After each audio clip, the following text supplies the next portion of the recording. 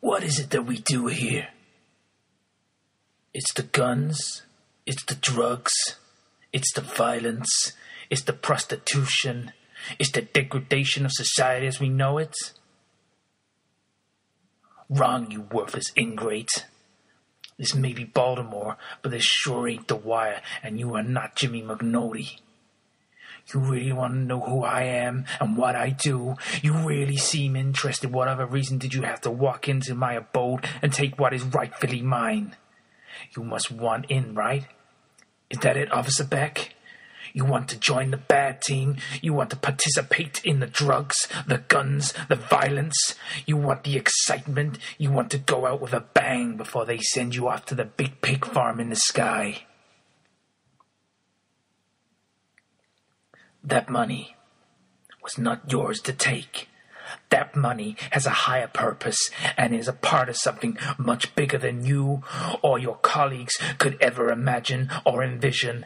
It is an idea too illogical to the minds of the drones that enforce the prejudice you and me both see every day. You broke the rules of the system, so now you play my game. You know I was going to kill you, but now I see what you can do for me. You can do something so much more for me if you are alive than if you were dead. The money you tried to steal from me, you're going to steal the same amount from someone else, and you're going to give me every penny. Or I will kill you. I will kill you in such a violent and perverse way, you might even make the news. The Movie Review Live! And then she told me to go fuck myself, and I was like, I'm not having any of that. Oh, hello, and welcome to the podcast. Today, I'm joined by the wonderful, the northern Stephen Wright. Thank you for coming, Stephen. Hello there, pal. It's good to be here. I'm delighted again to be with you on this podcast on this wonderful day. And I look forward to talking with you about the movies and the films that we have on the rota today. Well, let's get straight into it, and let's talk about our first film today, and it's called Dollars. Stephen, tell us a bit about Dollars and why you think it's going to be the next big blockbuster hit. Well, Steve, it's an incredible film which is acted superbly with great character actors and a great central performance. And it's set in Baltimore on the East Coast of America, and many people will be familiar with that from the television series The Wire.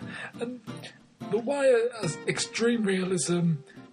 People remember that it actually used actual street gang people in certain roles, ex-criminals and people familiar with life on the street in the performances in The Wire. But what this film does, it's in the same world, but it does take a more popcorn character film to it. It's a blockbuster film with a fast-paced storyline, so it doesn't have the realism as, say, The Wire, but deep down, it's an incredible film with incredible performances, and I think it will be the next big thing.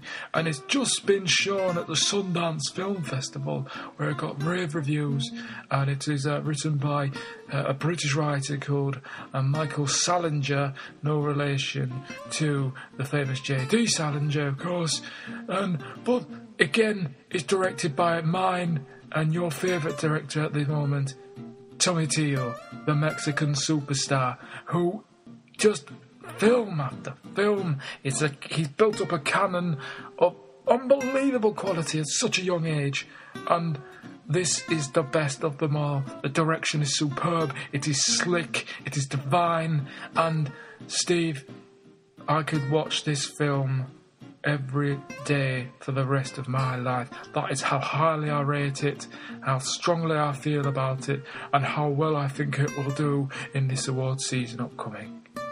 Well, that's just a stunning review, and like yourself, I have to agree, it's breathtaking, and the way he constructs his scenes, Tomatillo, is just unbelievable. And we talked briefly before about how he uses those home footage videos intercut in his film, and you criticise him quite highly for that in one of the previous podcasts, but this time he managed to putting that art of who he is, that central part of who Tommy Teo is, into this film without disrupting away from the storyline, didn't he? He really did. And it was quite a clever way of doing it. He used it as a scene where there was a large TV screen in the background, and it added a character to the scene.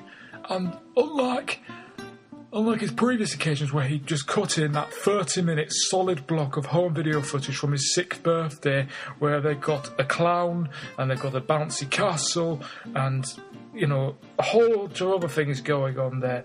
And that just completely didn't make any sense in the context of the film.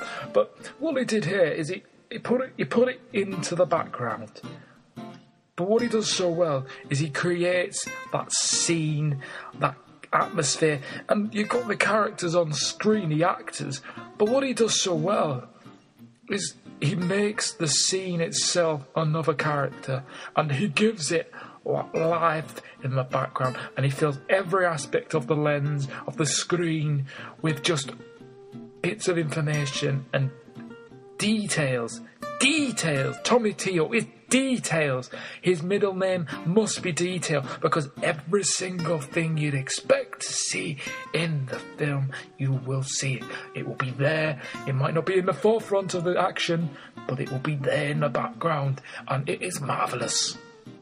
Well, let's come to that part of the show where we like to get your rating, Stephen. And how would you rate this particular film? How would you rate Dollars? Directed by Tommy Teo, written by Michael Salinger. Well, I've introduced my new rating system this week because it was getting a bit ridiculous with the 13 out of 15 and all that kind of thing. So I've decided to do it on decimal places of pi. So the more decimal places, the better I rate the film. So this particular film, I will give 3.146456794.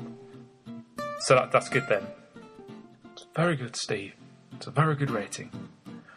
Well, my thanks again to my colleague and friend Stephen Wright, who joined me again to talk to you today about Dollars. Dollars, directed by Tommy Teo, will be released in a cinema near you this coming Friday. The movie review live.